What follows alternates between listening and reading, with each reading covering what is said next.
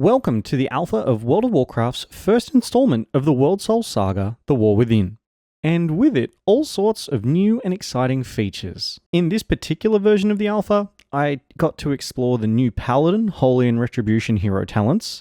They were awesome. The Isle of Dorn, which is the brand new starting zone and where we meet the new allied race, the Earthen, and learn more about their sub-factions as well. Two new dungeons, the Cinderbrew Meadery and the Rookery.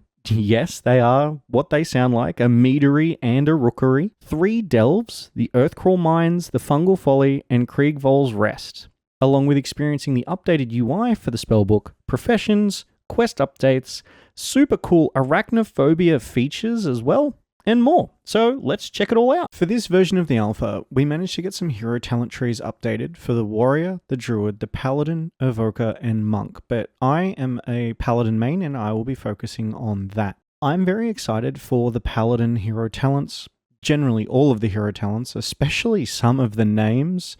Herald of the Sun, Lightsmith, Templar, and more. It just evokes such spectacular class fantasy, but it also enables deeper customization of your champion, of your character, of your hero that you play and level and get invested in the World of Warcraft, The War Within. Now, I was able to spend a lot of time as a Holy and Retribution Paladin, and they felt amazing. The Holy Paladin, it felt like it never ran out of mana. The healing did feel relatively inadequate, though again, this is an alpha, and I suspect it's to do with the dungeon damage being smoother rather than spikier as well. The Retribution Paladin was just fun. It was just silky smooth, and the hero talents really helped flesh that out. The Isle of Dorn may be the biggest starting zone of an expansion that I've seen yet. It is absolutely massive, and it is littered with the earthen architecture, but in wide open spaces. There's a lot to see, including diamond-encrusted mountains. There's a lot to do, a lot of rare elites around. The main city of Dornagol is where the earthen call home. And that's where we're going to meet the Oathsworn and the Unbound, 2 sub-factions of Earthen.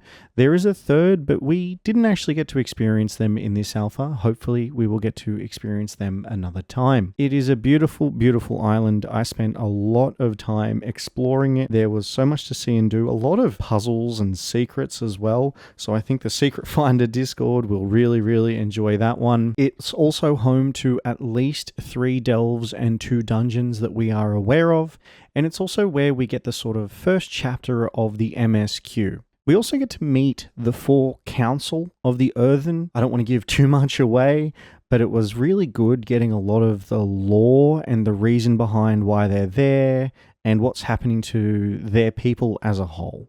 I think you'll really enjoy the Isle of Dorn as I did, and getting to know the Earthen a bit better. Now, I personally think we were very, very spoiled with the 2 new dungeons.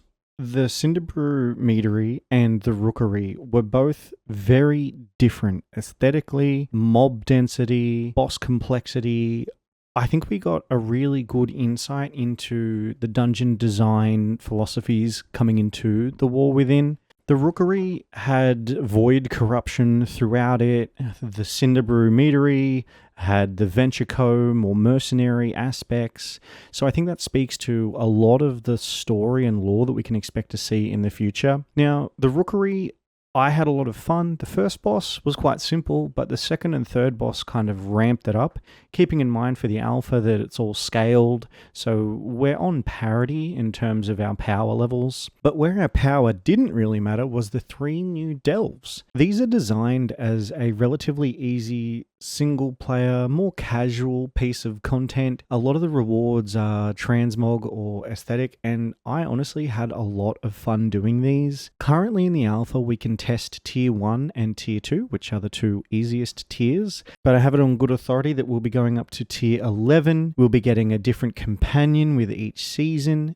There will be rare and epic delve keys as well. The gear equivalent, once you get to the highest, which I think is around tier 8, is going to be M plus 5, so 5 plus mythic, if that's how you like to hear that one. You can run it an unlimited amount of times, but that doesn't necessarily mean you'll get big rewards every time. And something that I'm actually very, very excited for is mimics, and all your companion progress is warbound, which means your companion in your delves levels up and is applied to any and all of your warband that you run through as well. I think that's really, really cool. There's a little bit of variety in here too with some power-ups, but generally the maps stay the same. And I really like these because they're quick, digestible pieces of content, 5-10 minutes tops. Apparently there will be much harder ones later on, but for now, I'm a big fan, though this definitely isn't aimed at your high-end raiders or your big key pushers. And last but certainly not least, we got an inside look at the updated user interface and HUD, which covered the spellbook, some professions, some quest updates, and a really cool accessibility feature. All crabs, they're calling it. You go into your settings and you turn on the arachnophobia setting because there's Nerubians, and it turns them into crabs. I just think that's fantastic. But no War Within Alpha review or oversight or opinion would be complete without looking at war bands. That's right, war bands are coming in the War Within, and they are going to be so cool. But for now, basically, we were able to build a warband and display it on our screen, and that was the sort of most interaction we were able to have at this time.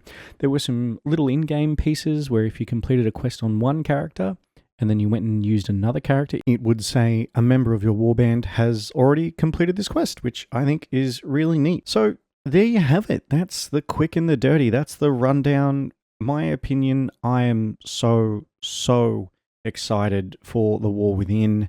I'm really looking forward to hopefully getting into future alpha waves or beta waves. Good luck to all of you getting in as well.